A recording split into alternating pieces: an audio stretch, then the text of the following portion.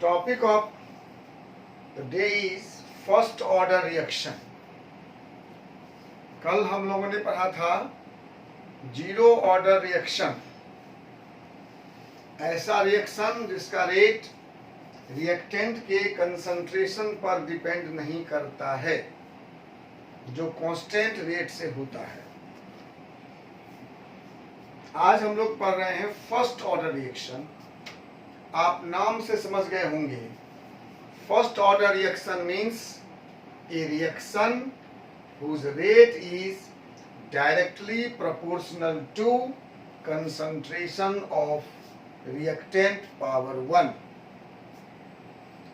Reactant concentration का power 1 मतलब एक ही कंसंट्रेशन के घटने बढ़ने से रेट घटता बढ़ता है, और जितना गुना कंसंट्रेशन बढ़ेगा उतना गुना रेट बढ़ेगा, जितना गुना कंसंट्रेशन घटेगा उतना गुना रेट घटेगा। ऐसे रिएक्शन का नाम है first order reaction. A reaction whose rate is directly proportional to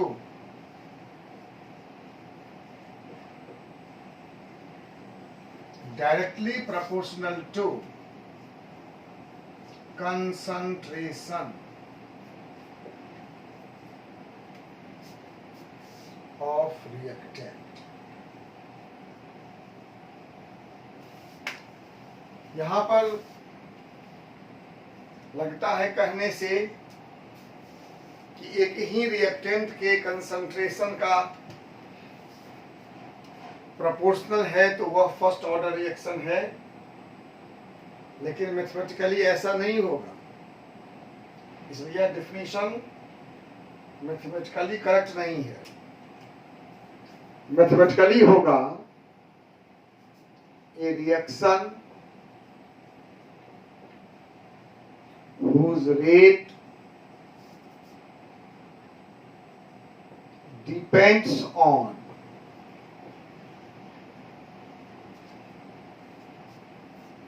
first power of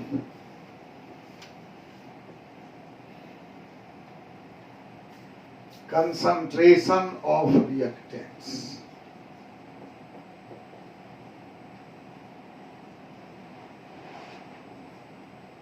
this is mathematically correct definition. वैसे वो भी सही है, लेकिन वो जनरल वे में थ्योरेटिकल है, मैथमेटिक्स वाले काट देंगे उसको।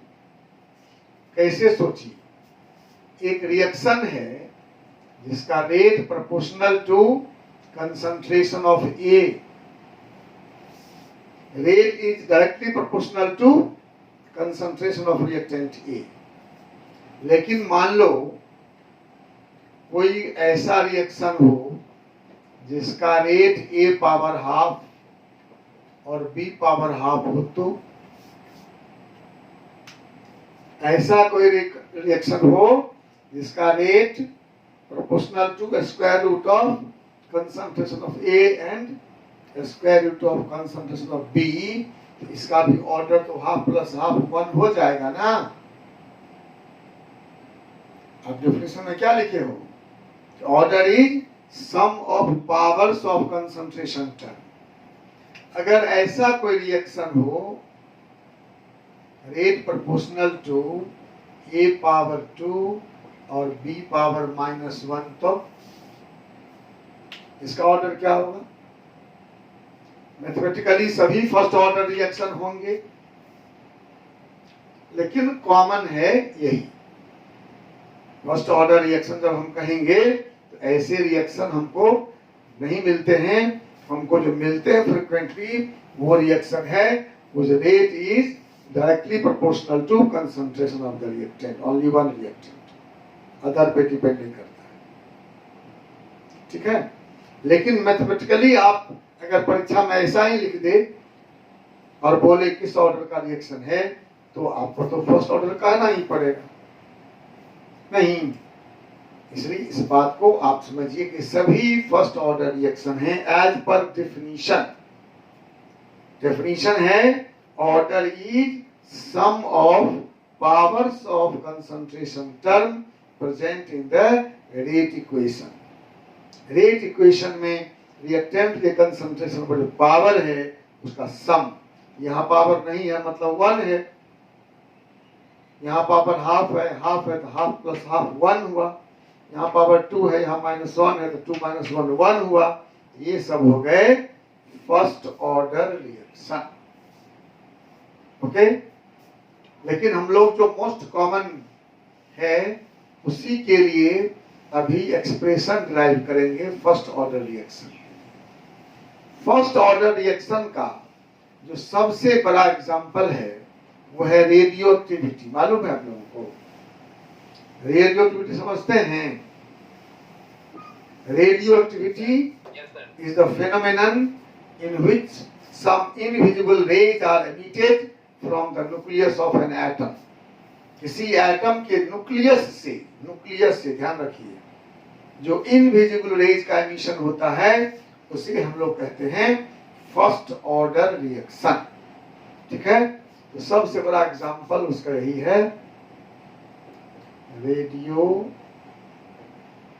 Active disintegration.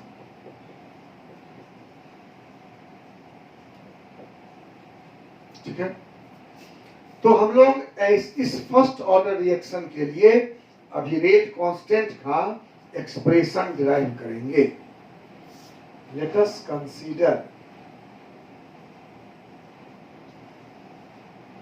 a reaction of the type। Sir लेकिन रेडियोएक्टिव डिसइंटीग्रेशन तो न्यूक्लियर रिएक्शन। हाँ, तो न्यूक्लियर से अपना क्या मतलब? प्रोसेस है ना फर्स्ट ऑर्डर। सारा रेडियोएक्टिव डिसइंटीग्रेशन फर्स्ट ऑर्डर। सारा first order. Let us consider a reaction of the type A gives product। एक रिएक्टेंट ए है जो प्रोडक्ट दे रहा है। इनिशियली एट t = 0 इसका कंसंट्रेशन मान लो R0 है, ये 0 है। Time t, at time t = t ये घट के R हो गया। ये जितना हो गया उससे मतलब नहीं। इनिशियली जब स्टार्ट के थे रिएक्शन तो हमारा ए का कंसंट्रेशन R0 था जो t टाइम में घटकर R हो गया। ठीक है, तो हम देखना चाहते हैं इसका रेट क्या होगा। Rate of reaction at time t minus dr/dt varies as मालूम है आपको? फर्स्ट ऑर्डर रिएक्शन है, so rate of reaction is directly proportional to concentration of reactant power 1। Power 1 लिखते नहीं हम लोग, और माइनस का लिखते हैं हम। जब कभी भी रेट ऑफ रिएक्शन रिएक्टेंट के टर्म में लिखेंगे तो माइनस लिखेंगे, क्योंकि रेट टाइम के साथ डिक्रीज करता है। और minus dr/dt equal to K1 × R। मैंने आपसे कहा था कि 1 लिखना जरूरी नहीं है, लोग सीधे K भी लिखते हैं, लेकिन मैंने सिंप्लिसिटी के लिए, ताकि बच्चों को कंफ्यूजन नहीं हो, ये शुरू किया कि हम फर्स्ट ऑर्डर रिएक्शन में K0 लिखते हैं, सर 0 ऑर्डर में K0 लिखते हैं, फर्स्ट में K1, सेकंड में K2 एंड सो ऑन। तो K1 क्या है यहाँ? K1 is rate constant of first order reaction. First order reaction का रेट कांस्टेंट है, और आपको मालूम है ये रेट कांस्टेंट टेम्परेचर पर कांस्टेंट रहता है। ठीक है, किसी दिए रिएक्शन के लिए इसका वैल्यू कांस्टेंट है, जो टेम्परेचर बदलने से बदलता है। कोई दिक्कत? ठीक है, अब हम इस इक्वेशन को, इसको 1 नंबर देते हैं, रीअरेंज करते हैं। रीअरेंज मतलब आर को सेम साइड मिलाते हैं। ठीक है, तो रीअरेंजिंग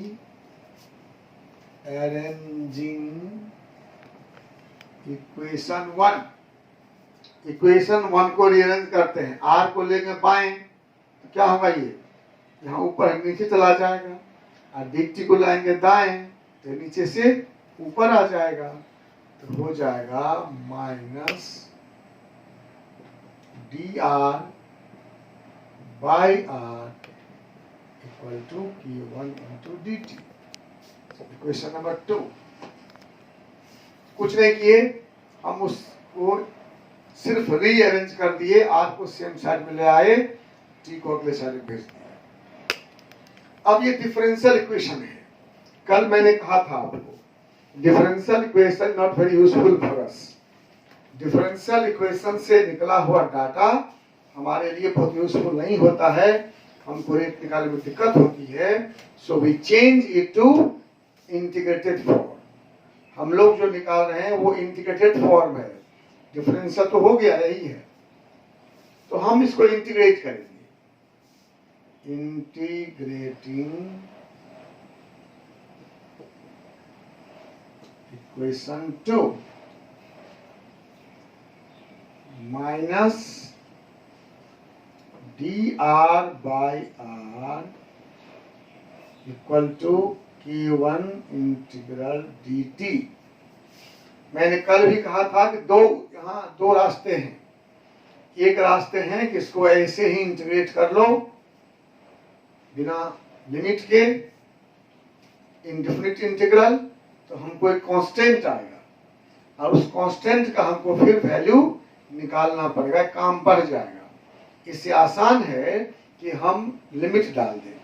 जो मैथ के स्टूडेंट हैं वो समझते ही हैं, निकाल लेंगे। जो बायोलॉजी वाला है उसको दूर रखना ही पड़ेगा, तो कोई अंतर नहीं, उसके लिए आसान पड़ेगा यही। तो लिमिट है हमारा R0 से R, और यहाँ लिमिट है 0 से T। जब टाइम 0 है तो कंसंट्रेशन R0 देखिए, जब T 0 है तो ये R0 है, और जब टाइम T है तो ये R है। तो यहाँ लिए टाइम लिमिट हम 0 से T, यहाँ लिए R0 से R। टाइम 0 के लिए R0, टाइम T के लिए R। कोई दिक्कत? तो इस लिमिट लेकर हम इसको इंटीग्रेट करेंगे तो कांस्टेंट नहीं आएगा और हमको फिर से उसका मान निकालना नहीं पड़ेगा, 2-3 स्टेप घट जाएगा इसमें। और ये डेरिवेशन बहुत इंपॉर्टेंट नहीं है, केवल समझना, इसलिए कि मैकेनिज्म जान सकें ताकि सवाल बढ़िया से बन जाए। ये हो गया माइनस ln r, ये आप नहीं जानते हैं तो याद करिए। माइनस dx बाई एक्स बराबर ln x होता है। ठीक है, जो लोग जानते हैं कैलकुलस समझ गए होंगे, जो नहीं जानते हैं वो याद करिए, यही होता है। dx by X equal to ln x equal to Q1 into T, limit 0 से T, और integral dx equal to x, तो इंटीग्रल dt बराबर T, लिमिट 0 से T, और dr बाई r बराबर ln r, लिमिट R0 से R। अब क्या करते हैं पता है आपको, कि हम ऊपर में से नीचे वाले को घटाते हैं, माइनस करते हैं। तो आइए, यहां तक कोई दिक्कत है तो पूछ लीजिए, हम उसको बिठाएंगे। अब इसमें किसी को दिक्कत हो कहीं भी तो पूछ लो। हाँ, तो वहाँ पे कंसंट्रेशन ऑफ A तो R है, लेकिन प्रोडक्ट में वहाँ पे कितना प्रोडक्ट मिलेगा वो पता नहीं है। वो क्यों पता रहेगा, वो तो डिपेंड करेगा ना, 1 मोल से 2 मोल बनता है कि 3 मोल बनता है कि 4 मोल बनता है, तो अलग अलग हो जाएगा। हो सकता है कि 1 मोल से 2 मोल बनता हो। That will depend the reaction. चूंकि उसका काम नहीं है इसलिए हम लोग उसको पता करने का प्रयास भी नहीं करते। हमारा काम तो रिएक्टेंट से ही निकल जाएगा। पता किया जा सकता है, जैसे मान लो कि HI से बनेगा half H2 plus half I2, 1 से 2 बन जाएगा। तो ऐसे KClO3 से KCl प्लस 3O2 1 से 4 बन जाएगा। तो हर रिएक्शन का अलग अलग है। So we are not interested with that. Okay, वैसे R0 से R हुआ तो R0 माइनस R मोल खर्च हुआ A, तो प्रोडक्ट कितना बनना चाहिए? दैट डिपेंड्स ऑन 1 मोल से कितना मोल बन रहा है। अगर 1 मोल से 1 मोल बन रहा है तो वही R0 माइनस R होगा। मान लीजिए 5 मोल पहले था, अभी 2 मोल है, ये 3 मोल खर्च हुआ। ये कितना बना, ये डिपेंड का प्रोडक्ट कितना बन रहा है। अगर 1 मोल से 1 मोल बन रहा है तो 3 मोल से 3 मोल बनेगा। अगर 1 से 2 बन रहा है तो 3 मोल से 6 मोल बनेगा, है ना। लेकिन मेन पॉइंट है कि we are not interested with that, क्योंकि हमको उसकी जरूरत नहीं है। चलिए, तो हम अब इसका मान देते हैं। हम अपर में से लोअर को घटाते हैं, यही नियम है ना। बोलिए मैथ वाले से, यही नियम है। हम ऊपर में से नीचे वाले को घटाते हैं, ये हो जाता है minus ln r minus ln r not equal to K1 t minus 0 हो गया। Minus ln r minus minus plus ln r not equal to K1 into T. ठीक है, आपको मालूम है log m minus log n होता है log m by n, मालूम है। ln m बाय n बराबर ln m minus ln n। इसको उलट दीजिए, ln m minus ln n बराबर ln m बाय n। यहाँ है ln r not minus ln r बराबर K1 into T. log m minus log n, ये हो गया ln r not by r बराबर K1 इंटू टी। इसको मिटाओ। कोई क्वेश्चन किसी के मन में? जहां भी नहीं समझते हो पूछो, उतारने में टाइम वेस्ट नहीं करो। नहीं उतार पाओगे तो घर किताब में भी मिल जाएगा। समझोगे जो नहीं वो मेन है। क्लास में अटेंटिव होकर समझिए, भीतर जाने दीजिए दिमाग में। जहां भी ये रुकावट हो तो वहां क्वेश्चन पूछिए। क्या हो गया? K1 इक्वल टू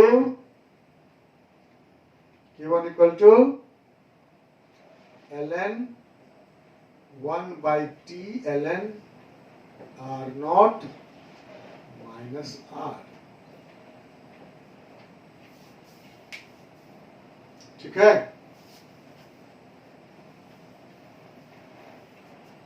होगा 1 by t ln r not minus r। ठीक है, और आपको मालूम है ln बराबर होता है 2.303 log बेस 10।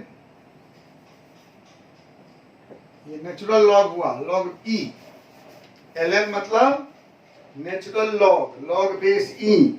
और जब log बेस e को हम log बेस 10 में चेंज करते हैं तो 2.303 से मल्टीप्लाई करते हैं। मैथ वाले जानते हैं, हम बोल रहे हैं ज्यादा बायोलॉजी वाले स्टूडेंट्स के लिए। ठीक है, तो क्या हो जाएगा? K1 equal to 2.303 by t log base 10 r not by r। यही हुआ expression for rate constant of a first order reaction. Expression for rate constant of a first order reaction K1 equal to 2.303 by T log base 10 R0 बाई R। यहाँ R0 क्या है? Initial concentration जो हम लिए थे। R क्या है? फाइनल कंसंट्रेशन, T समय पर जो बचा, और T है इस R0 को R होने में जो समय लगा। और K1 को आप जानते ही हैं, ये निकालना था हम लोगों को। ये है rate constant of first order reaction. K1 क्या है? Rate constant of first order reaction. ठीक है, चलिए अब हम कुछ इसका करेंगे, कैरेक्टरिस्टिक्स निकालेंगे। उससे पहले 2 मिनट समय आपके पास। कुछ भी मन में, किसी के मन में कुछ भी प्रश्न हो तो पूछिए।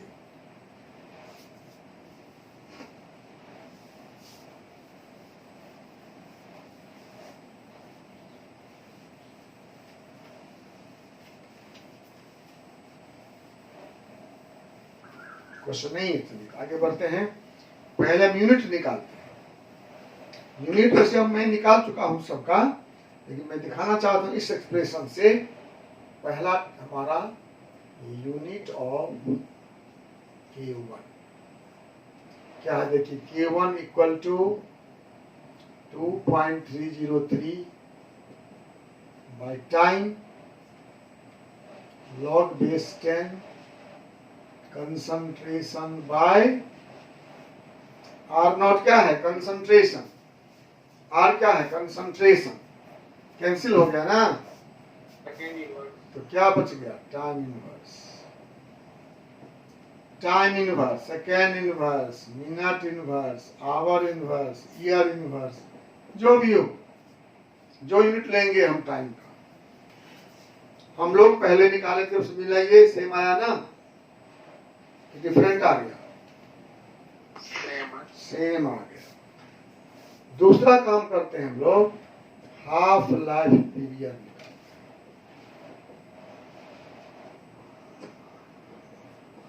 हैं। हाफ लाइफ पीरियड कल डिफाइन कर लिए थे। Half life period is the time in which rate of reaction becomes half of the initial concentration। Rate of reaction initial concentration का हाफ हो जाता है, या कहिए कंसंट्रेशन ऑफ रिएक्टेंट हाफ हो जाता है। रेट आधा हो जाए या कंसंट्रेशन आधा हो जाए। तो मान लो when R equal to R0 by 2, T equal to T half होगा। जब T बराबर T हाफ, R बराबर R0 by 2। Initial concentration R0 था, तो जब ये कंसंट्रेशन इसका आधा हो गया, उस समय जो T था उसको हम T हाफ कहते हैं। हम ये वैल्यू पुट करते हैं। इस इक्वेशन में पुट करिए। T का मान T हाफ, R का मान R0 by 2। क्या हुआ? K1 बराबर 1 by T half log base 10, sorry 2.303 है ना,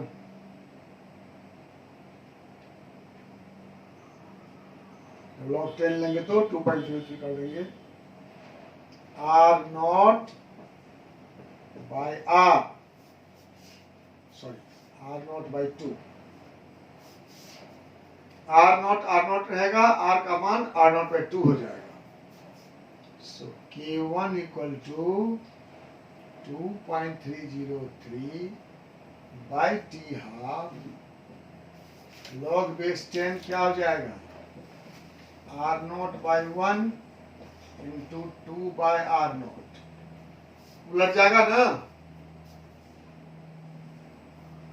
R0 कट गया, क्या बचा, K1 equal to 2.303 log base 10 2 by T half.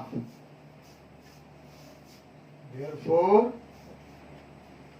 T half equal to log 2 कितना होता है मालूम है, log base 10 2 होता है 0.3 हाँ 3010 0.3010। टी हाफ कितना हो जाएगा 2.303 गुने 0.3010 by K1 that is 0.693 by K1। ये हुआ हाफ लाइफ का फॉर्मूला फर्स्ट ऑर्डर रिएक्शन के लिए। 0.693 by K1 half life period of first order reaction is 0.693 by K1। ठीक है, तो T हाफ से हम K1 निकाल सकते हैं, K1 से T हाफ निकाल, याद रखिएगा निकाल सकते हैं। लेकिन ये कहता क्या है, what is the message, message क्या है, मैसेज है कि T half is constant, half life period of first order reaction is constant, half life period of a first order reaction is constant। constant does not mean कि universal constant है, value सबके लिए fix है, सो नहीं है, हर का अपना अपना होगा, किसी एक रिएक्शन का एक टेम्परेचर पर कांस्टेंट होगा, K1 पर डिपेंड करेगा ना। K1 क्या समझे हैं कि हर रिएक्शन का K1 अलग अलग है और वो भी टेम्परेचर बदलने से बदलता है, हाफ लाइफ पीरियड भी टेम्परेचर बदलने से बदल जाएगा। Half life period of a first order reaction is constant for a reaction at constant temperature। वैसे जो एग्जाम्पल हम लिखे हुए हैं रेडियो एक्टिव डिसइंटीग्रेशन, यह टेम्परेचर से इंडिपेंडेंट है, वो इंडिपेंडेंट है, लेकिन जो रिएक्शन टेम्परेचर डिपेंडेंट है वहां टेम्परेचर पर हाफ लाइफ पीरियड बदल जाएगा। ध्यान रखिए बात, किसी रिएक्शन के लिए कांस्टेंट है, हर रिएक्शन का अलग अलग है, लेकिन टेम्परेचर बदलने से बदल सकता है। ये था half life period of first order reaction. इसका मतलब ये हुआ कि हाफ लाइफ का अमाउंट से कोई रिलेशन नहीं है, आप जितना कंसंट्रेशन लें, जैसे आप 100 लेते हैं, 100 मोल 10 मिनट में 50 मोल होगा, अगले 10 मिनट में 50 मोल से 25 मोल होगा। याद रखिए, इसका मतलब ये हुआ कि 10 मिनट में अगर 100 मोल से 50 मोल हुआ तो 10 मिनट में ही 50 मोल से 25 मोल होगा, 10 मिनट में ही 25 मोल से 12.5 मोल होगा, है ना। अमाउंट पर डिपेंड नहीं, किसी भी अमाउंट हो उसको आधा होने में बराबर समय लगता है, कुछ भी अमाउंट हो उसको आधा होने में समय इक्वल लगता है, क्योंकि जितना अमाउंट घटेगा उसी अनुपात में रेट घट जाएगा। जैसे यहाँ था 100 मोल से 50 मोल 10 मिनट में होगा, मतलब 5 मोल पर मिनट खर्च हो रहा है, 5 मोल प्रति मिनट, तो 10 मोल से 50 मोल खर्च हो गया। जब ही अमाउंट 100 से 50 हो गया, रेट भी अब 2.5 मोल पर मिनट हो गया, फिर 10 मिनट में 25 मोल खर्च हुआ, 25 मोल बच गए। इस तरह से अमाउंट के साथ रेट घटता चला जाएगा, अमाउंट के साथ रेट घटता चला जाएगा, आधा होने में बराबर समय लगेगा। ठीक है, इस बात को ध्यान रखिए। इसी पर मेन न्यूमेरिकल है जो भी न्यूमेरिकल आपको कहीं अब मिलेगा वो फर्स्ट ऑर्डर रिएक्शन पर ही मिलेगा, इसलिए फर्स्ट ऑर्डर रिएक्शन को अच्छा से पढ़ने की जरूरत है। इसमें एक दो बात हम और बताते हैं आपको, हाफ लाइफ पीरियड से रिलेटेड है, उसके बाद आगे बढ़ेंगे। कभी कभी पूछता है fraction of reactant consumed,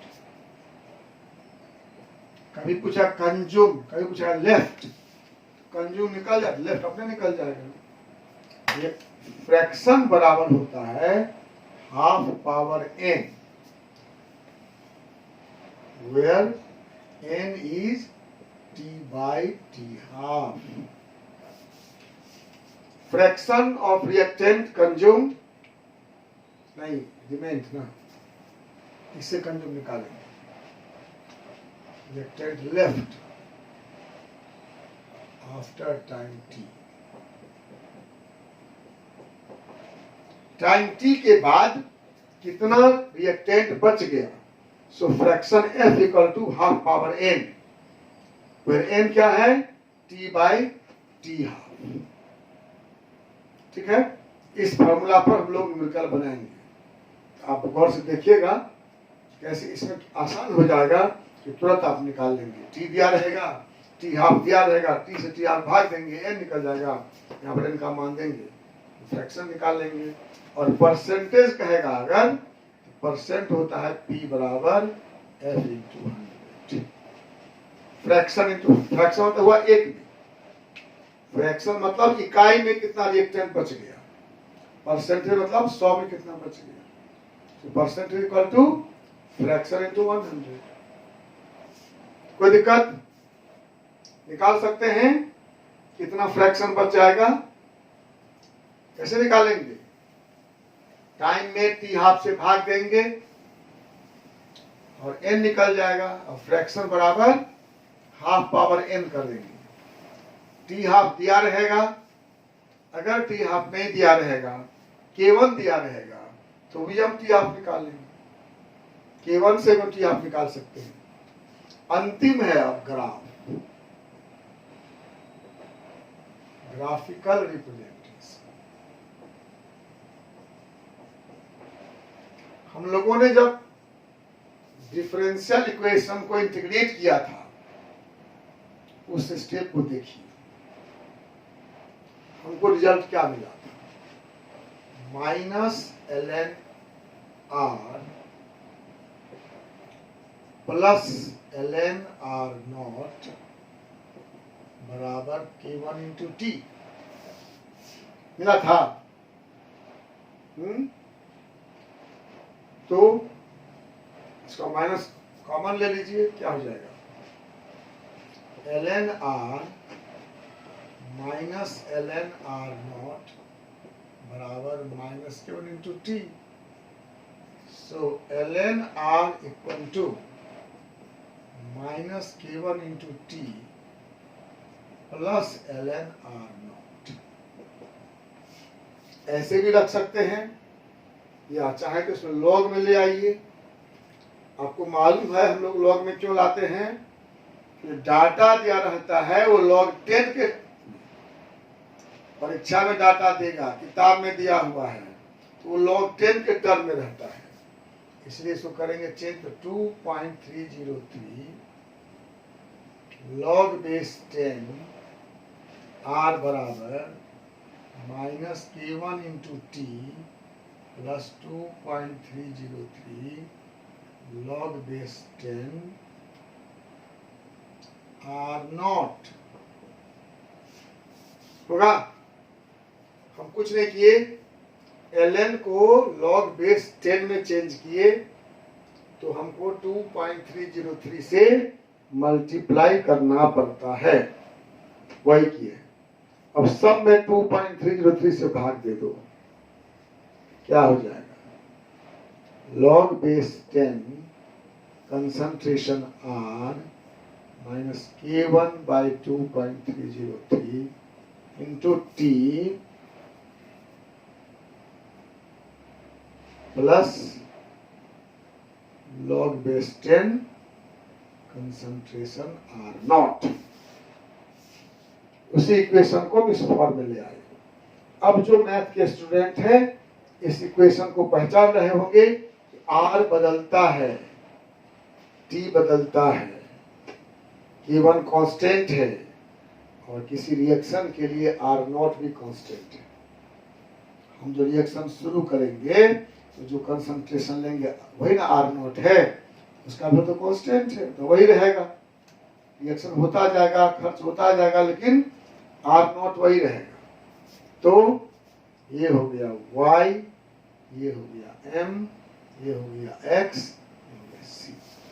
coordinate geometry में हम लोग पढ़े हैं y = mx + c अगर रहे और y x के बीच ग्राफ खींचे तो स्ट्रेट लाइन मिलता है जिसका स्लोप होता है m और इंटरसेप्ट होता है c। कोऑर्डिनेट ज्योमेट्री में ये नियम है। जो मैथ के बच्चे हैं जानते हैं, जो बाय वाले अगर जानते हैं तो ठीक है, तो जान लीजिए। थोड़ा सा मैथ आना जरूरी है। तो log of r versus t gives a straight line। Plot करिए, इधर लेते हैं log base 10 r, इधर लेते हैं tan। क्योंकि माइनस स्लोप है इसका मतलब ग्राफ ऐसा ही बनेगा, याद रखिएगा, ग्राफ ऐसा ही बनेगा। ठीक है, इस ग्राफ का स्लोप क्या होगा, tan थीटा बराबर -K1/2.303। इसलिए K1 बराबर -2.303 tan थीटा। इस ग्राफ से हम K1 का मान भी निकाल सकते हैं। इस ग्राफ से हम K1 का मान निकाल सकते हैं। और इंटरसेप्ट क्या होगा, इंटरसेप्ट बराबर log base 10 r0। तो r0 क्या हो जाएगा, r0 बराबर एंटी लॉग इंटरसेप्ट। तो साइड में दिखाई नहीं देगा। ठीक,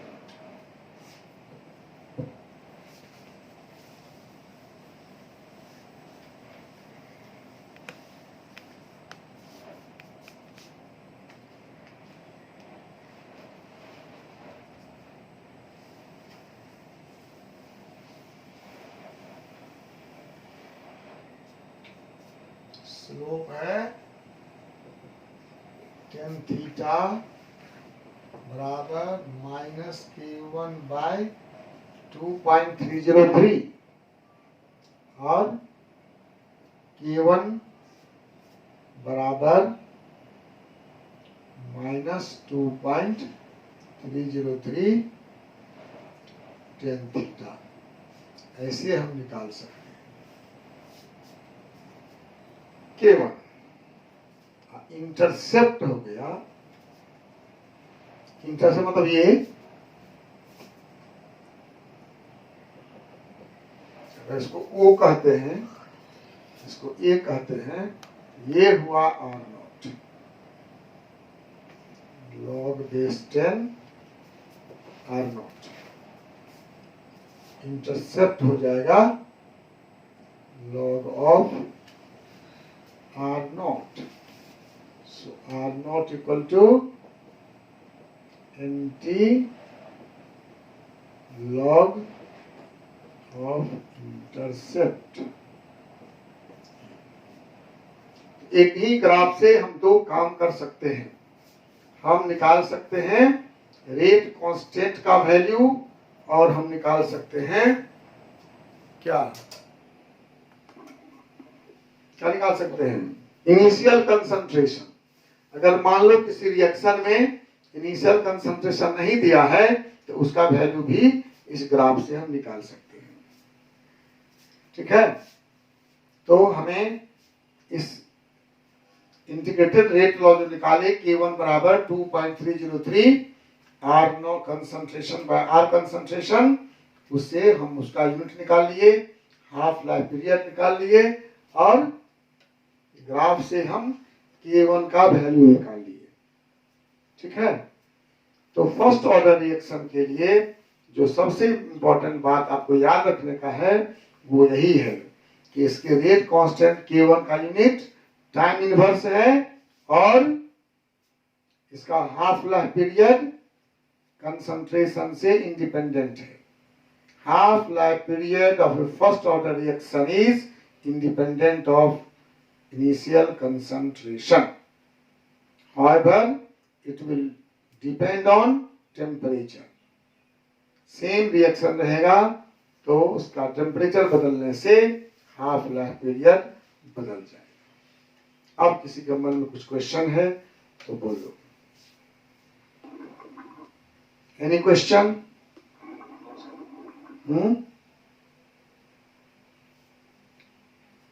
कल मुझे अच्छा लगा कि ग्रुप पर डिस्कस किया आपने, वो आंसर सही था। किताब में मिसप्रिंट है, क्लोरीन का 2p और वाइटल ही होगा। बेरिलियम का sp या बोरन का sp2 हाइब्रिड ऑर्बिटल क्लोरीन के 3p ऑर्बिटल से ही ओवरलैप करेगा। 2p मिसप्रिंट है। और